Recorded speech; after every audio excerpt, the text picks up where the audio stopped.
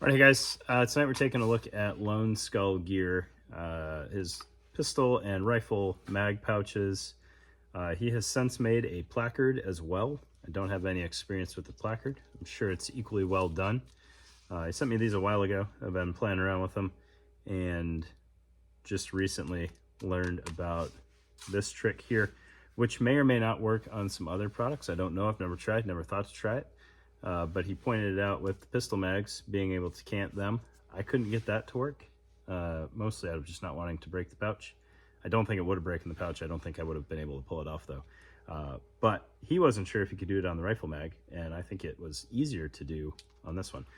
So let's get it on the table and I'll show you the flip side of these and how that's working out, because it may work on several other designs of pouches. But let's get it on the table. All right, so I'm going to try to stay fairly zoomed in on this one. Unfortunately, pistol mags or my mags are on the wrong side of the belt to make this really work with the setup I got going on here. So these are going to be upside down. Fun fact, I don't wear them upside down. They just are for the video. All right, so LoneSkull asked me to be brutally honest on my critique of the design of these, which I appreciate, because it's, as far as I know, kind of his first product and kind of first thing out into the wild, and just wants to show off, hey, if there's something that could be done better, let's take a look at it. And maybe not done better, maybe just personal preference on mine. All right, so we've got two single pistol pouches and then his rifle pouch. I was going to keep one of these unmounted to show you guys a little bit finer detail. However, I noticed that the Tegris on the rear looked a little wide, and I wanted to make sure that these would actually fit side by side, and then also wanted to check the spacing if I canted the rifle mag pouch. So they're all on there. I don't think you're going to lose any value by having them mounted and not seeing the rear, because we'll get enough of it showing off there. So he also asked when he sent me these if I wanted him to include the bungees, and we did go with that route so that you guys knew that bungees came with it. I don't think that you need bungees for either of these to work effectively. There's really good lockup without being obnoxious on all of these. No movement there. All right, so they're in there snug, but because it is Tegris line front and back, it is also a fairly easy draw once you're intentionally removing these. So the elastic goes around outside of that, which ends up keeping a very consistent pressure across the front and back of the mags that is very easy to defeat when you're retrieving the magazines. All right, so aside from having a pretty cool aesthetic, these things, in my opinion, work as well as just about any other mag pouch that I've tried. I think they're a valid competitor for the S-Tac design, which is very popular. Potentially one drawback on these that you don't have on the S-Tac is if for whatever reason you wear out the retention on the S-Tacs, you can just replace the insert. With these, it's elastic based, so they are going to loosen up over time. I don't know how much. I've kept these loaded for a long time, many months now, and they're still very snug. All right, so let's get the mags out of here. This was a 21 round Glock mag. I really dig the form factor of 21 round pistol mags, because they barely ride over the belt line. They definitely don't ride higher than rifle mags. Even canted rifle mags are shorter than. They give you a lot of purchase with a lot of retention. The shorter mags, these are 15 round Glock mags, and those still give you enough purchase. It's not completely buried in there. I just like having a little bit extra, kind of clumsy. So 21 round mags work really well in here. 15 round mags work perfectly fine. Bungees, again, are optional. They are mounted through this portion here, and then you can tie them off through the 3 holes in the back, and then you can route these this way. I chose, probably because this is kind of the way it seems to be designed to mount it, where the top of the insert is going to spread out over the top of the magazine. I'm sure if it was your jam to run these sideways, you could figure that out just fine and mount them that way. These have that kind of cool coffin aesthetic. I want to say he called these the coffin mag pouches. I don't know. It's a very aesthetically pleasing pouch, in my opinion. Cherry picking some things that potentially could have been done different on these. I was a little hesitant that they would be too tight together. However, on a belt, it ends up being just fine as it curves around you. They're not really competing for real estate. They are touching, but that's not really an issue. If anything, slimming up the profile even an 1/8 inch on either side, I think would completely alleviate that. And then potentially cutting down the corners on the tops of the pistol mags and the top and bottom of the rifle mags would alleviate just a little bit more risk of rubbing yourself the wrong way on these. But you can tell he made a very deliberate effort to round corners that he thought could be rounded. So really can't fault him. But taking that kind of aggressive cut to the limit, I think would be a win. All right, looking at the rifle mag here, get this inner bout out of the way and kind of show you this spoiler here. So he showed me doing the same thing with the pistol mags, where you start threading on one column at the top of the pouch and then thread it to the bottom of an offset column.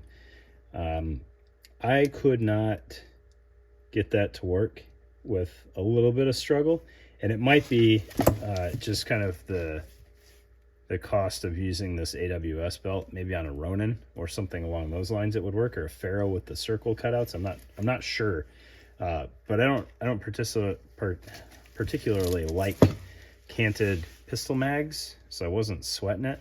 But then I did try it on the rifle mag, and it was absolutely easier to do because you had more room to thread things.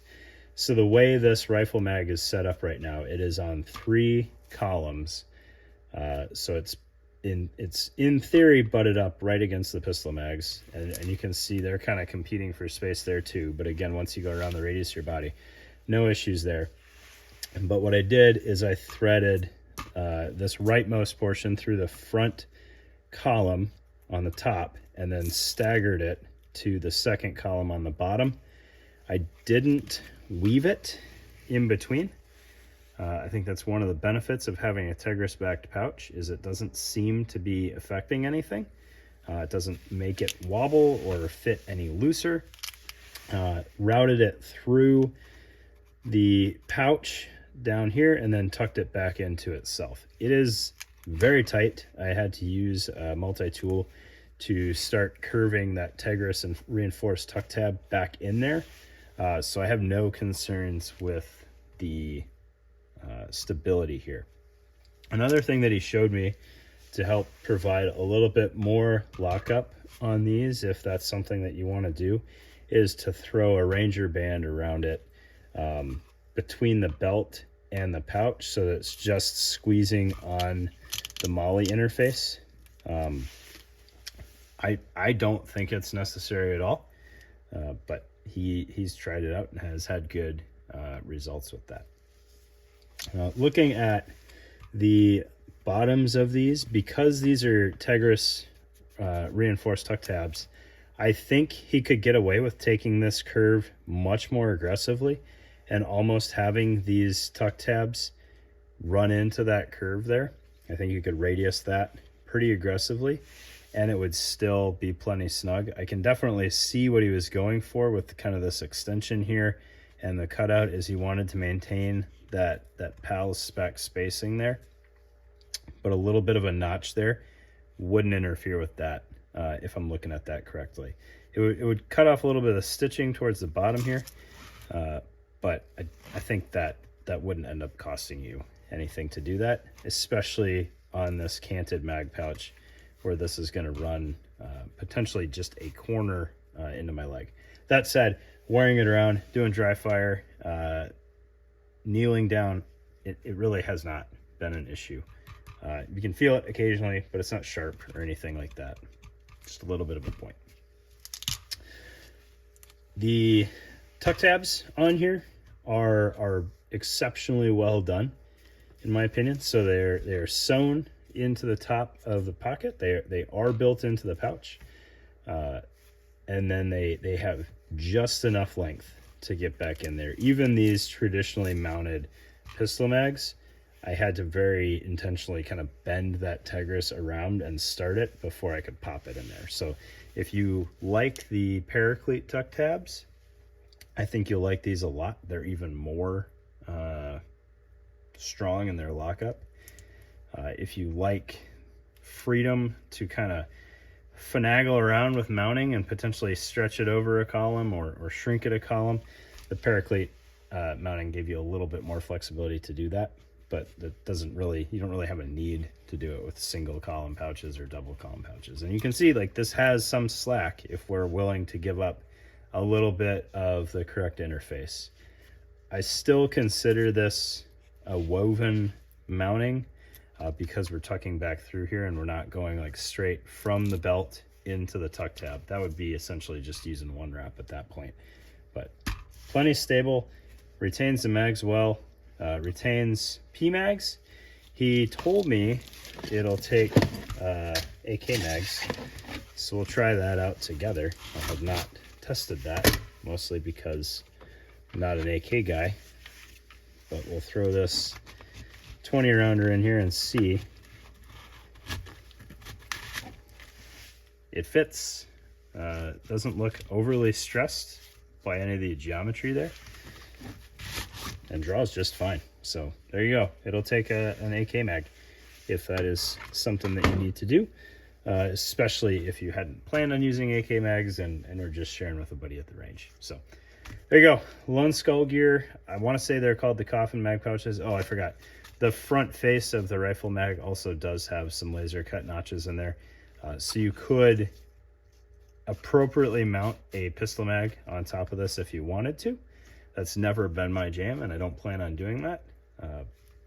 I could see maybe the potential, depending on how this is situated on your belt and whatever else you got going on, to throw something, oh goodness, like one of Paul's flashbang or frag grenade pouches on there, just as a little bit of extra real estate. You could do that, especially since once you toss that thing, then it's just kind of out of the way. But it's there if you need it. I don't foresee needing it, so probably won't use it. But there you go. Thanks, guys. Appreciate your time.